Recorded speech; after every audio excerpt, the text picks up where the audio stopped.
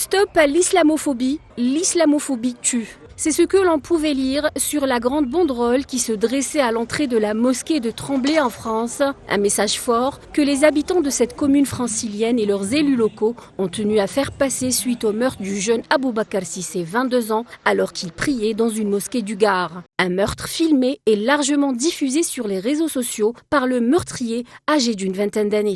Cet acte barbare a plongé la communauté musulmane de France dans le désarroi et la psychose.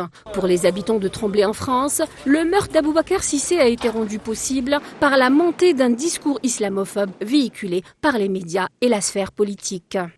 C'est moi de l'islamophobie, c'est un acte par rapport à la religion de la personne, par rapport aussi peut-être à sa couleur, par rapport c'était dans un lieu de culte, donc mettre vraiment les mots, la définition exacte de ce qui s'est passé, que les politiques se bougent et acceptent et viennent au contact de tous les Français et pas d'une seule partie des Français.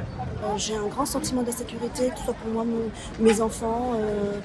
Voilà, donc au niveau de la France, on ne comprend pas ce qui se passe. Le gouvernement ne nous suit pas, ils sont plutôt en train de nous enfoncer de plus en plus. La solidarité totale de votre maire. Les élus locaux de Tremblay en France, à leur tête le maire François Asensi, étaient présents aux côtés de la communauté musulmane de la ville lors de ce rassemblement durant lequel la prière de l'absent a été effectuée à la mémoire d'Aboubacar Cissé. Une présence qui témoigne d'un soutien indéfectible non seulement aux musulmans de Tremblay, mais à tous les musulmans de France qui se sentent, disons-le clairement, stigmatisés. Alors qu'on tente de diviser les Français entre eux, selon leur religion, selon la couleur de leur peau, eh bien, nous, au contraire, je leur ai dit qu'il fallait qu'on se rassemble, quelles que soient nos différences, dans le pluralisme de la démocratie.